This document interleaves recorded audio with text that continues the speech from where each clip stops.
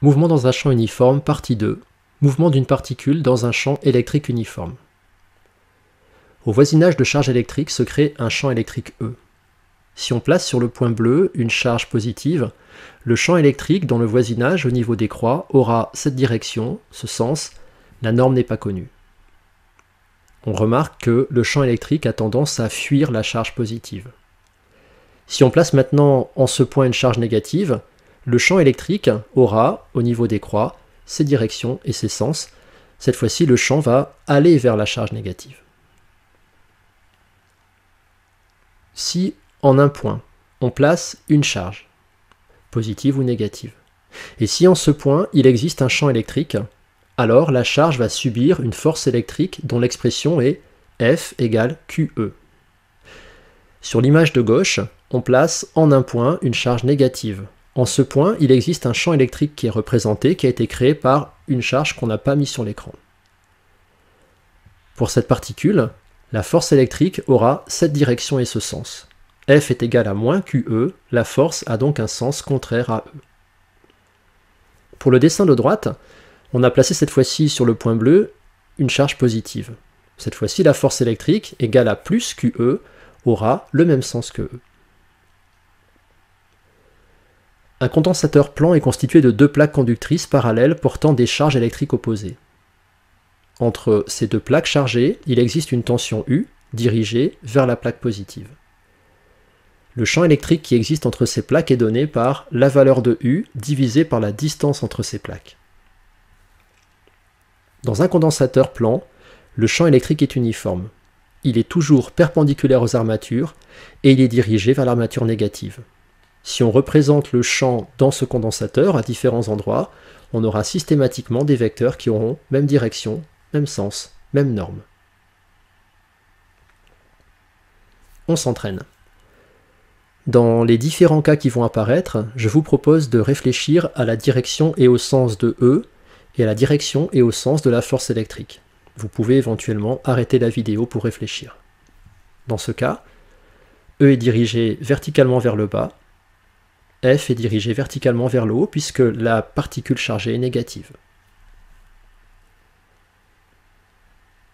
Dans ce cas, E est dirigé toujours verticalement vers le bas, la force F est dirigée verticalement vers le bas aussi puisque la particule chargée est positive.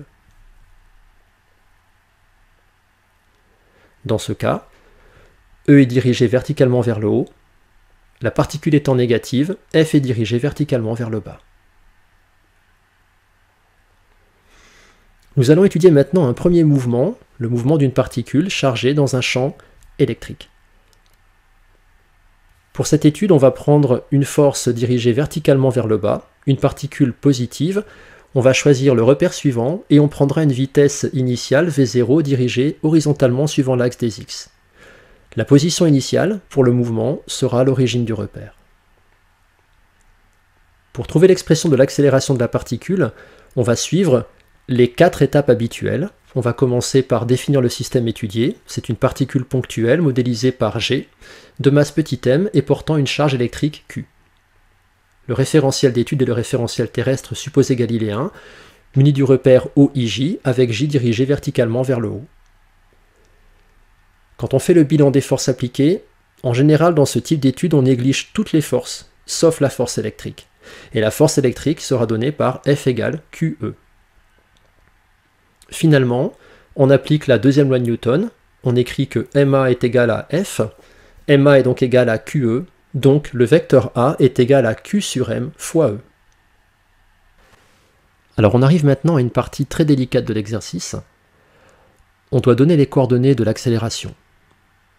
Pour le faire correctement, on doit toujours se rappeler que MA est égal à F. Ça veut dire que A va avoir la même direction et le même sens que F. Quand on regarde ce dessin, F est dirigé suivant l'axe des Y, mais en sens contraire. Ça veut dire que l'accélération n'aura qu'une coordonnée suivant l'axe des Y, mais avec un signe négatif. Concrètement, l'accélération a une coordonnée AY qui sera égale à moins Q sur M fois E, et évidemment AX sera égal à 0. À partir de là, on a les conditions initiales suivantes. Dans le mouvement qu'on étudie, l'accélération a pour coordonnées 0i, plus moins q sur me j. Le vecteur vitesse initiale v0 a pour coordonnées v0i, plus 0j. Puisqu'on part de l'origine, le vecteur position initiale est donné par 0i plus 0j. On peut maintenant écrire les coordonnées du vecteur accélération. Ax de t égale 0, ay de t est égal à moins qe sur m. Par intégration, on va trouver les coordonnées du vecteur vitesse. Vx de t est égal à c1, et c1 est égal à v0, puisque à l'instant 0, vx0, qui est égal à c1, est égal à v0. Vy de t est égal à moins qe sur mt fois plus c2, c'est égal à moins qe sur mt, car vy0, qui est égal à c2, est égal à 0. Par intégration, on trouve ensuite les coordonnées du vecteur position. X de t est égal à v0t plus c3. Ça donne finalement v0t, car x à l'instant 0, qui est égal à c3, est égal à 0. Y de t est égal à moins 1 demi de qe sur mt carré plus c4, ce qui donne moins 1 demi de qe sur mt carré, car y à l'instant 0, qui est égal à c4, vaut 0. À partir de ces différentes lois horaires, on peut caractériser le mouvement de la particule. C'est un mouvement qui va s'effectuer dans un plan puisqu'on a deux coordonnées qui varient. Et plus précisément, c'est le plan défini par le vecteur E et le vecteur V0. Sur l'axe OX, on a un mouvement rectiligne uniforme puisque Vx de t est égal à V0. C'est une constante. Sur l'axe OY, le projeté de M a un mouvement uniformément accéléré.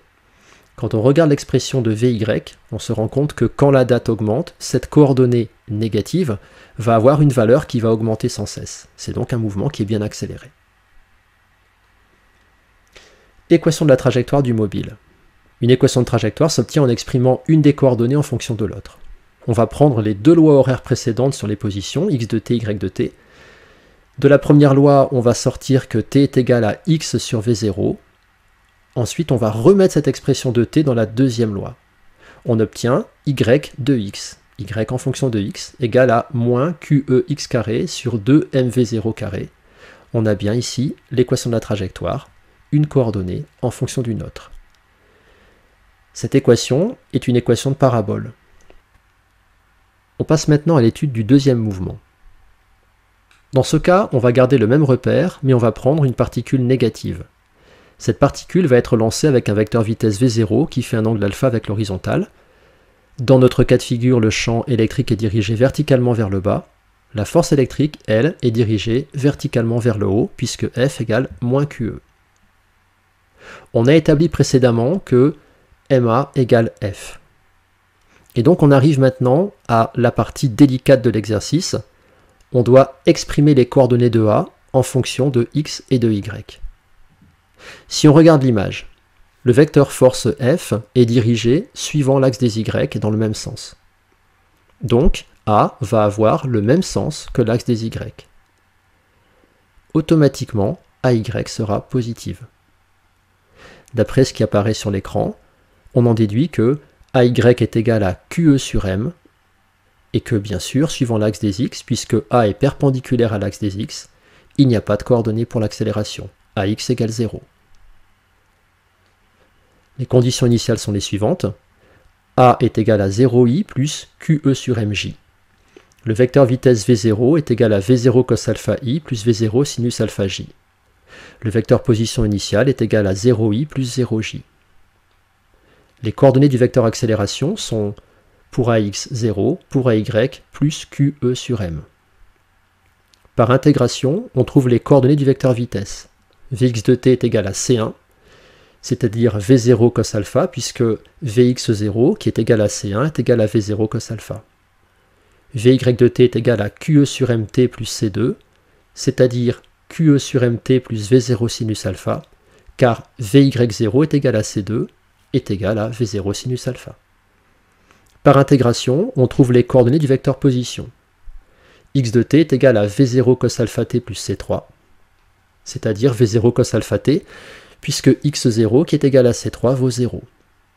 Y de t est égal à 1 demi de QE sur Mt carré plus V0 sinus alpha t plus C4, c'est-à-dire 1 demi de QE sur MT carré plus V0 sinus alpha t, car Y de 0 est égal à C4 est égal à 0. L'équation de la trajectoire du mobile se trouve toujours en exprimant une coordonnée en fonction d'une autre. On prend les deux lois horaires, x de t, y de t. Dans la première, on exprime t en fonction de x. On replace cette expression dans la deuxième. Et on peut simplifier le deuxième terme par V0. Et on peut se rappeler aussi que sinus alpha sur cos alpha, ça fait tangente. On obtient donc l'équation de la trajectoire, y en fonction de x, suivante. C'est une équation de parabole. Voilà, le cours est terminé. Je vous propose de voir maintenant mouvement dans un champ uniforme, partie 3, aspect énergétique.